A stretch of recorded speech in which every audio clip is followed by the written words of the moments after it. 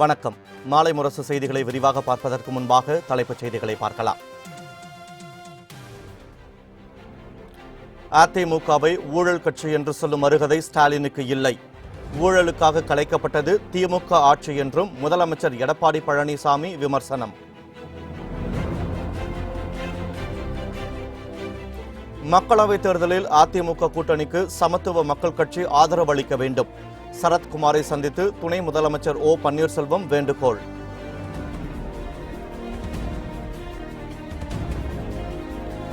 மக்களிடம் பலவந்தமாக ரூபாய் நோட்டுகளை பறித்தவர் தற்போது வாக்குகளை பறிக்க வந்துள்ளார். பிரதமர் நரேந்திர மோடி மீது ஸ்டாலின் கடும் தாக்கு.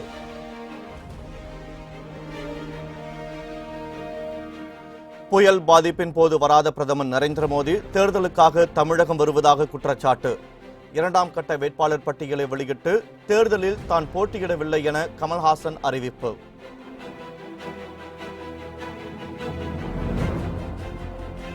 நாடாளுமன்ற சட்டமன்ற இடைத்தேர்தலுக்கான வேட்புமனு தாக்கல் தமிழகத்தில் நாளையுடன் நிறைவு. முக்கிய கட்சிகளின் வேட்பாளர்கள் இன்று வேட்புமனு தாக்கல் செய்ய வாய்ப்பு.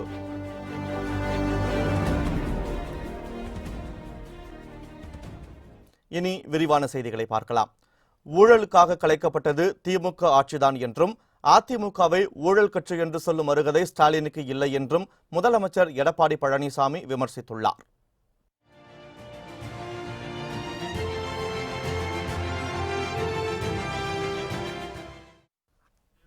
அதிமுக சார்பில் போட்டியிடும் திருவள்ளூர் நாடாளுமன்ற தொகுதி வேட்பாளர் வேணுகோபால் மற்றும் பூந்தமல்லி சட்டமன்ற தொகுதி வேட்பாளர் வைத்தியநாதன் ஆகியோரை ஆதரித்து முதலமைச்சர் எடப்பாடி பழனிசாமி திருவள்ளூர் தேரடி வீதியில் பிரச்சாரம் மேற்கொண்டார். அப்போது பேசிய அவர், மத்தியில் நிலையான ஆட்சி அமைய வேண்டுமென்றால் மக்கள் அனைவரும் இரட்டை இலை சின்னத்திற்கு வாக்களிக்க வேண்டும் என கேட்டுக்கொண்டார். தமிழகம் சிறக்க வேண்டுமென்றால் திறமையான பிரதமர் நரேந்திர மோடி மீண்டும் ஆட்சியில் அமர வேண்டும் என முதலமைச்சர் கூறினார். திமுக திட்டமிட்டு கடந்த 2 ஆண்டுகளாக தமிழகத்தில் பல்வேறு போராட்டங்களை நடத்தி வருவதாகவும், ஆனால் சட்டம் ஒழுங்கு உள்ளிட்ட அனைத்து துறைகளிலும் பாதிக்கப்பட்டு தமிழகம் முதலிடம் வகிக்கிறது எனவும் அவர் குற்றம் சாட்டினார்.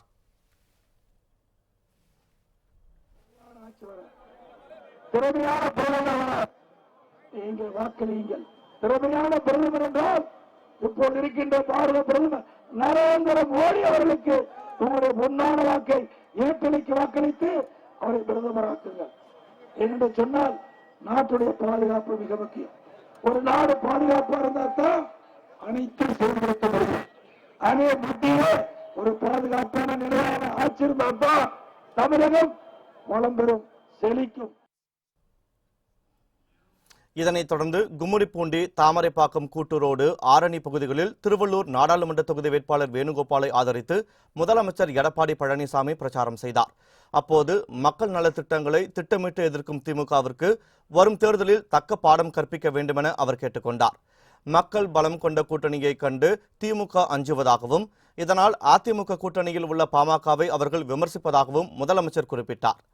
பொங்கல் பரிசாக 1000 ரூபாய் வழங்கியதை தடை செய்யும் முயற்சி தோல்வி அடைந்துவிட்டதால் தற்போது 2000 ரூபாய் நிதி உதவியையும் தடுக்க திமுக முயற்சித்து வருவதாக அவர் குற்றம் சாட்டினார். திமுகவுக்கு இடம் கிடைக்கல, கூட்டணிக்கு கிடைக்கல, பூஜை தான் மக்கள் கொடுத்தாங்க. ஆகவேதான் ஸ்டாலின் பயந்து போய் மிரண்டு போய் இன்றைக்கு எதை பேசுவனே தெரியாத பேசிட்டு இருக்கார். அண்ணா திமுக ஊழல் கட்சி என்று சொல்வதற்கு அருகதை இல்லை. ஊழலுக்காக கலைக்கப்பட்ட ஒரே ஆட்சி திமுக ஆட்சி. இந்தியாவிலேயே ஊழலுக்காக கலைக்கப்பட்ட ஆட்சி திமுக ஆட்சி. எங்களை பற்றி விமர்சனம் செய்வதற்கு எந்த தகுதியும் இல்லை திமுக தலைவருக்கு என்பதை நேரத்திலே சுட்டிக்காட்ட விளைகின்றேன்.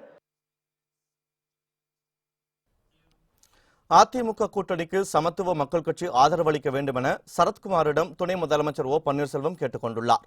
சென்னை கொட்டிவாக்கத்தில் உள்ள சரத்குமார் இல்லத்திற்கு துணை முதலமைச்சர் ஓ பன்னீர்செல்வம், அமைச்சர் ஜெயக்குமார் ஆகியோர் திடீரென சென்றனர். அப்போது நாடாளுமன்ற தேர்தலில் அதிமுக கூட்டணிக்கு சமத்துவ மக்கள் கட்சி ஆதரவு அளிக்க வேண்டும் என சரத்குமாரிடம் துணை முதலமைச்சர் ஓ பன்னீர்செல்வம் கேட்டுக்கொண்டார். இது தொடர்பாக இன்று நடைபெறும் சமத்துவ மக்கள் கட்சியின் மாவட்ட செயலாளர்களின் கூட்டத்திற்கு பிறகு நல்ல முடிவை அறிவிப்பதாக சரத்குமார் கூறினார். அதன்படி இன்று நடைபெறும் கூட்டத்தில் நாடாளுமன்ற தேர்தலில் அதிமுக கூட்டணிக்கு ஆதரவு அளிப்பது குறித்த முக்கிய முடிவை சரத்குமார் அறிவிப்பார் என கூறப்படுகிறது. நாடாளுமன்ற தேர்தலில் சரத்குமார் தலைமையிலான அகில இந்திய சமத்துவ மக்கள் கட்சி தனித்து போட்டியிடுவதாக அறிவித்திருந்தது குறிப்பிடத்தக்கது. மக்களிடம் பலவந்தமாக 500, 1000 ரூபாய் நோட்டுகளை பறித்த பிரதமர் நரேந்திர மோடி தற்போது வாக்குகளை பறிக்க வந்துள்ளதாக திமுக தலைவர் ஸ்டாலின் குற்றம் சாட்டியுள்ளார். சென்னை பெரம்பூரில் நடைபெற்ற தேர்தல் பிரச்சார பொதுக்கூட்டத்தில் திமுக சார்பில் வடசென்னை மக்களவைத் தொகுதியில் போட்டியிடும் கலாநிதி வீராசாமி, பெரம்பூர் சட்டப்பேரவை தொகுதியில் போட்டியிடும் RD சேகர் ஆகியோரை ஆதரித்து திமுக தலைவர் மு.க. ஸ்டாலின் பிரச்சாரம் மேற்கொண்டார். கூட்டத்தில் பேசிய அவர், போக்குவரத்து நெரிசலை குறைக்க தான் மேயராக இருந்தபோது சென்னை மாநகராட்சியில் 9 மேம்பாலங்களை 90 கோடியில் கட்ட திட்டமிட்டு 60 கோடி ரூபாயில் கட்டி முடித்ததாக குறிப்பிட்டார். போக்குவரத்து நெரிசலை குறைக்க வேண்டும் என்பதற்காக அன்றைக்கு கழக அரசினுடைய துணையோடு 10 மேம்பாலங்களை கட்ட முடிவெடுத்தோம். ஆனால் 9 பாலங்களை முழுமையாக குறித்த நேரத்திற்கு முன்பு ஓராண்டு என்று நாம் அறிவித்திருந்தோம். ஆனால் 10 மாதங்களில் 9 மேம்பாலங்களை கட்டி முடித்த மேயர் தான் இன்றைக்கு உங்களிடத்தில் ஓட்டு கேட்க வந்திருக்கிறேன்.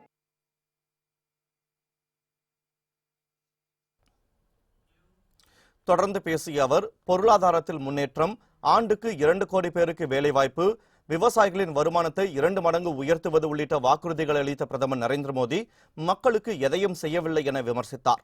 பாஜக ஆட்சியில் ஊழலே இருக்காது என்று சொன்னீர்களே, ரஃபேல் விவகாரம் ஒன்று போதாதா என ஸ்டாலின் வினவினார். 500, 1000 ரூபாய் நோட்டுகள் செல்லாது என்று கூறி மக்களிடம் பலவந்தமாக பணத்தை பறித்த பிரதமர் நரேந்திர மோடி தற்போது வாக்குகளை பறிக்க வந்துள்ளதாகவும் அவர் குற்றம் சாட்டினார்.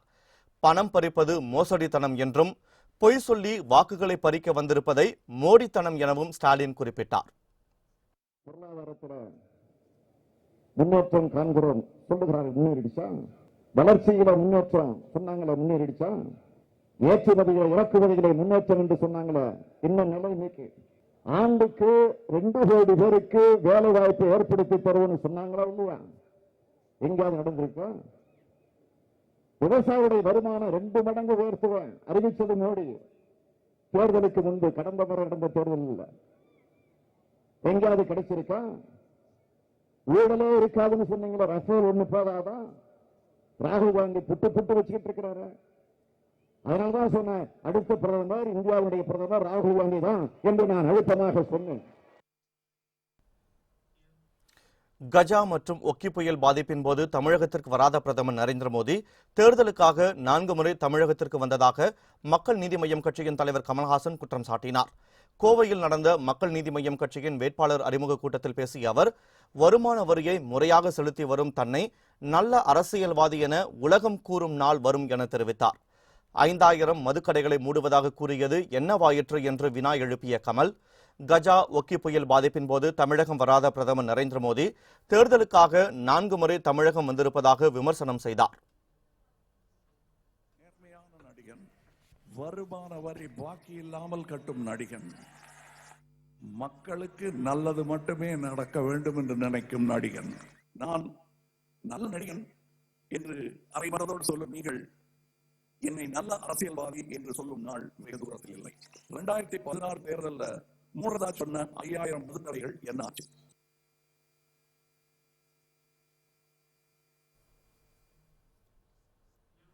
மக்களவைத் தேர்தலில் பணப்பட்டுவாடாவை தாண்டி மக்கள் நீதி மய்யம் வெல்லப் போகிறது என்றும் அவர் நம்பிக்கை தெரிவித்தார்.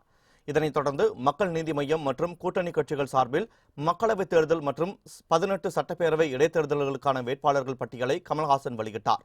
அதன்படி சிவகங்கை தொகுதியில் ஸ்நேகன் போட்டியிடுகிறார். கோவை தொகுதியில் மகேந்திரன், காஞ்சிபுரம் தொகுதியில் தங்கராஜ், திருவண்ணாமலையில் அருள், ஆரணியில் ஷாஜி ஆகியோர் நிறுத்தப்பட்டுள்ளனர்.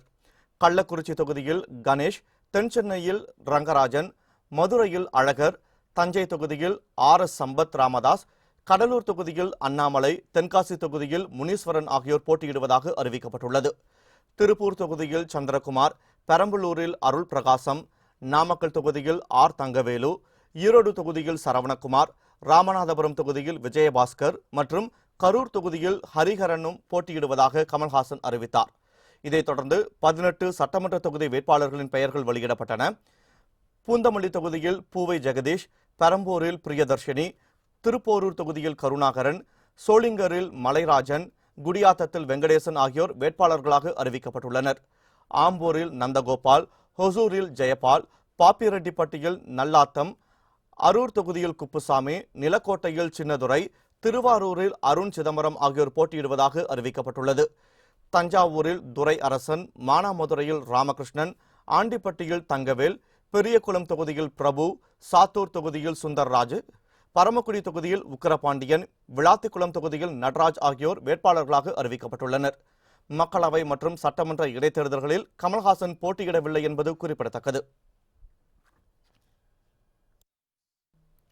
தமிழகத்தில் வேட்புமனு தாக்கல் செய்வது நாளையுடன் முடிவடைவதால் இன்று அதிக அளவில் வேட்புமனு தாக்கல் செய்யப்படும் என எதிர்பார்க்கப்படுகிறது. தமிழகம் மற்றும் புதுச்சேரியில் மொத்தம் உள்ள 40 மக்களவை தொகுதிகள் மற்றும் 18 சட்டப்பேரவை தொகுதிகளுக்கான இடைத்தேர்தலுக்கு வருகிற ஏப்ரல் 18ஆம் தேதி ஒரே கட்டமாக வாக்குப்பதிவு நடைபெறுகிறது. பதிவான வாக்குகள் மே 23ஆம் தேதி எண்ணப்படுகின்றன. இந்த தேர்தலில் போட்டியிடுவதற்கான வேட்புமனு தாக்கல் கடந்த 19ஆம் தேதி துவங்கியது. 4 நாட்களில் மட்டும் தமிழகத்தில் மக்களவைத் தொகுதிக்கு 254 பேர் மனு தாக்கல் செய்துள்ளனர். இதில் 29 பேர் பெண்கள்.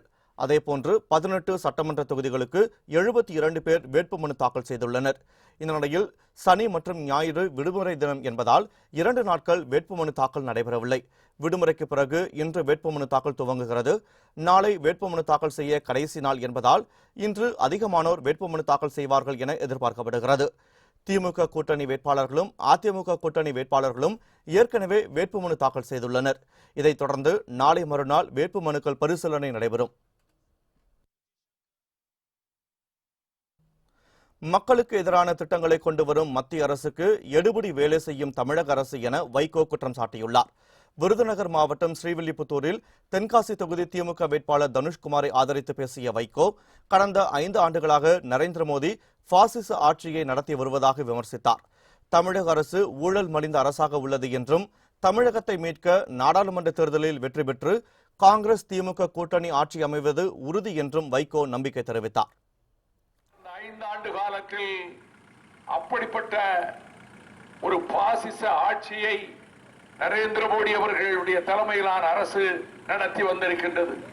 ஊழல் மலிந்த இந்த அரசு, தமிழ்நாடு அரசு, தமிழ்நாட்டுக்கு மத்திய அரசு முல்லை பெரியாறிலே வஞ்சகம், துரோகம், காவிரி பிரச்சனையிலே வஞ்சகம், மன்னிக்க முடியாத துரோகம், இத்தகைய திட்டங்களை கொண்டு வருவதன் மூலம் தமிழகத்தை வஞ்சிக்க நினைக்கக்கூடிய மத்திய அரசுக்கு எடுபிடி சேவகம் செய்யக்கூடிய நிலையிலே இருக்கக்கூடிய அரசு ஊழல் மலிந்ததாக, அனைத்து துறைகளிலும் ஊழல், முதலமைச்சர் மீதே ஊழல் குற்றச்சாட்டு. இதேபோல் மதுரை நாடாளுமன்ற தேர்தல் பிரச்சார கூட்டத்தில் பேசிய வைகோ, இந்த தொகுதியில் நிற்கும் மார்க்சிஸ்ட் கட்சியின் வேட்பாளர் வெங்கடேசன் கீழடி நாகரிகம் குறித்து எழுதிய பின்னர்தான் தமிழர் நாகரிகம் உலகுக்கு தெரிய வந்ததாக புகழாரம் சூட்டினார். அகழ்வுகளிலே கண்டறியப்பட்டது திராவிட நாகரிகம்.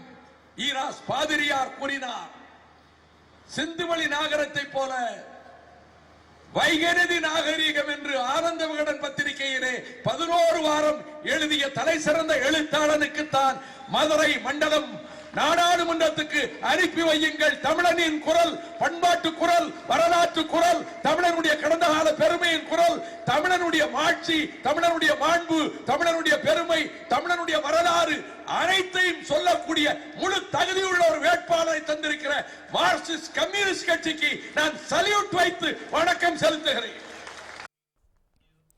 தேர்தல் பிரச்சாரத்தில் விஜயகாந்த் பங்கேற்பது குறித்து விரைவில் அதிகாரப்பூர்வ அறிவிப்பு வெளியாகும் என தேமுதிக பொருளாளர் பிரேமலதா விஜயகாந்த் தெரிவித்துள்ளார். மதுரை விமான நிலையத்தில் செய்தியாளர்களிடம் பேசிய அவர், தேமுதிக போட்டியிடும் 4 தொகுதிகளிலும் வெற்றி வாய்ப்பு மிக பிரகாசமாக உள்ளது என்றார். நரேந்திர மோடி மீண்டும் பிரதமராக இந்த முறையும் நிச்சயம் வர இருப்பதாகவும், இதனால் தமிழகத்திற்கு கிடைக்க வேண்டிய அனைத்து நல்ல விஷயங்களும் உறுதியாக கொண்டு வருவோம் எனவும் பிரேமலதா விஜயகாந்த் தெரிவித்தார். தமிழகத்தில் நடைபெறும் அனைத்து போராட்டங்களிலும் தேமுதிக பங்கேற்றுள்ளதாகவும், பிரச்சனை என்றால் முதல் ஆளாக தாங்கள் நிற்போம் எனவும் அவர் திட்டவட்டமாக கூறினார்.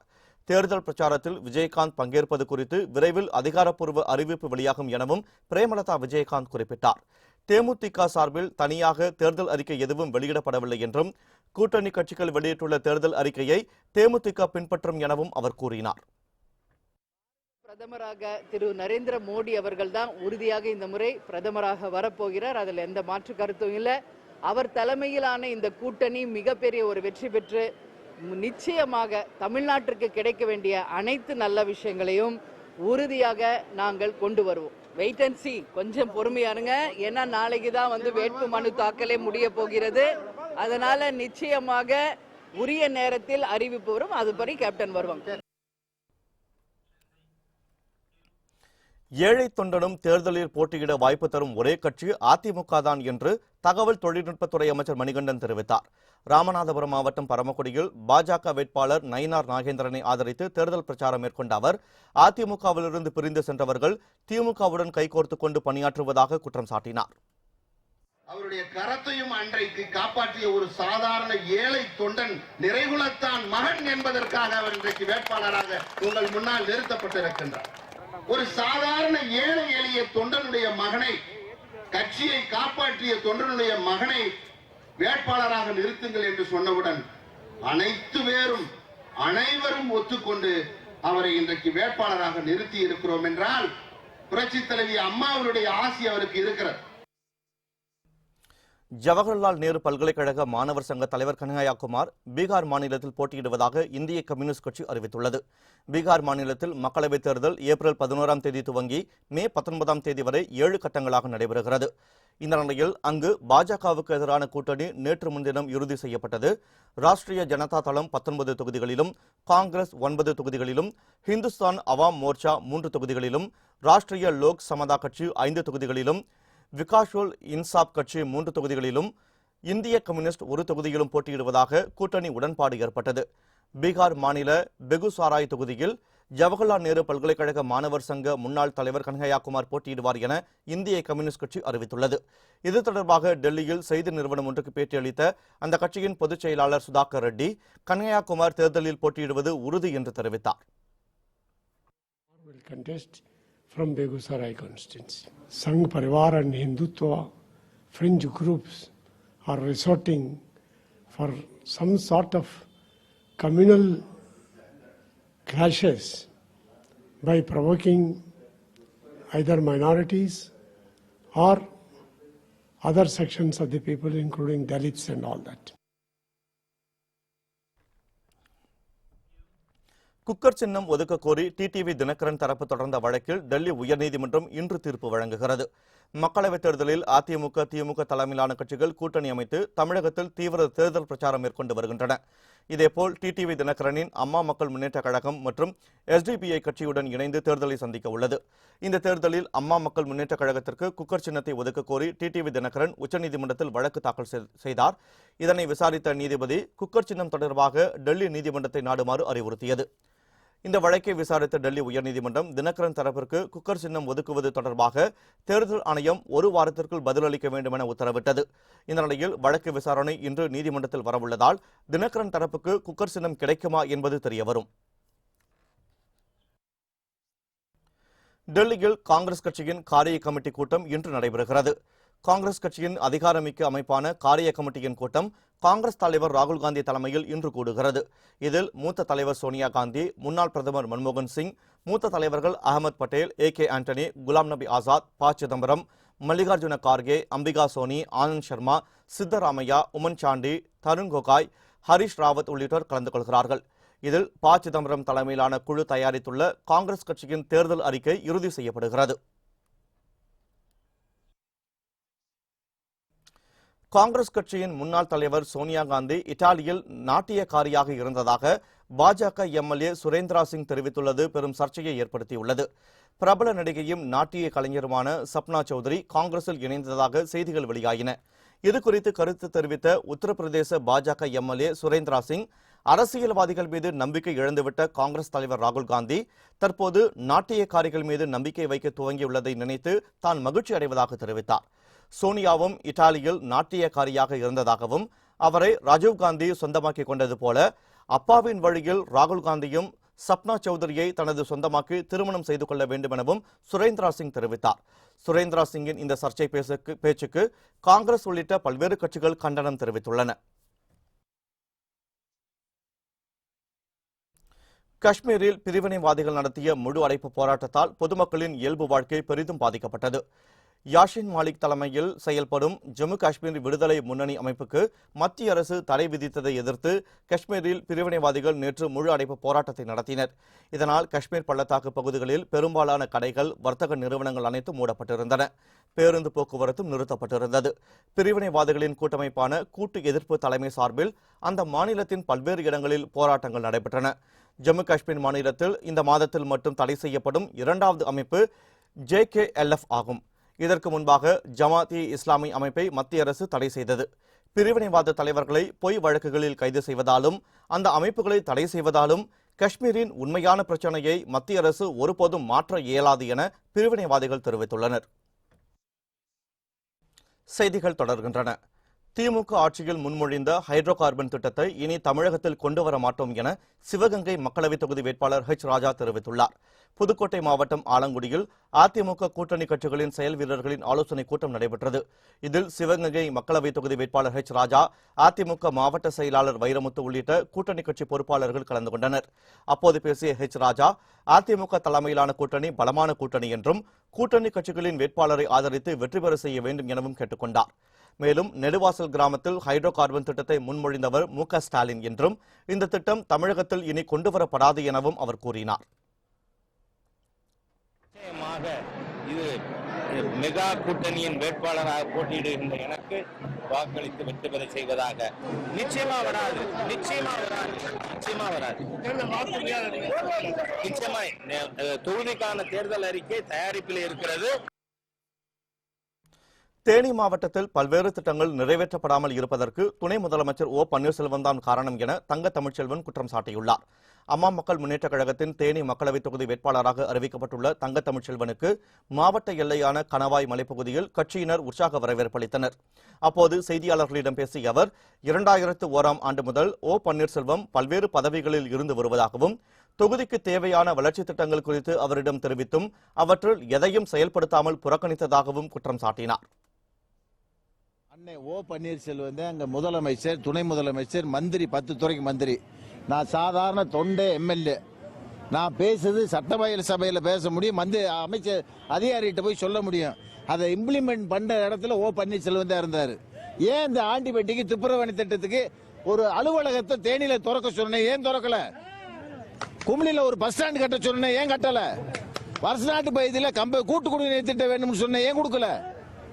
இப்படி ஒவ்வொன்றும் புறக்கணிக்கப்பட்டிருக்கு. நல்ல காலமா இன்னைக்கு நாடாளுமன்ற தேர்தலில் நிக்கிற இந்த பகுதிக்கு வேண்டிய திட்டங்கள் முழுமையா நாங்க நிறைவேற்றி தருவோம். அந்த டிடிவி தினகரன் தலைமையில் அமைப்போம்.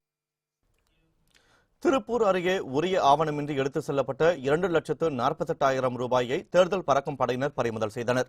திருப்பூர் மாவட்டம் குடிமங்கலம் 4 வழி சாலையில் தேர்தல் பறக்கும் படை அதிகாரிகள் வெங்கடேசன், வெங்கடாச்சலம் மற்றும் துணை ஆய்வாளர் முருகேசன் தலைமையில் வாகன தணிக்கையில் ஈடுபட்டனர். அப்போது தாராபுரத்திலிருந்து பொள்ளாச்சி நோக்கி சென்ற லாரியை மறித்து சோதனை செய்தபோது உரிய ஆவணங்கள் இன்றி சுமார் 2,48,000 ரூபாய் இருந்தது கண்டுபிடிக்கப்பட்டது. இதுகுறித்து லாரி ஓட்டுநர் உதயாவிடம் விசாரித்த போது வாழைக்காய் விற்பனை செய்ததில் கிடைத்த பணம் என குறிப்பிட்டார். இதையடுத்து பணத்தை பறிமுதல் செய்த தேர்தல் அதிகாரிகள் உடுமலை வட்டாட்சியரிடம் ஒப்படைத்தனர்.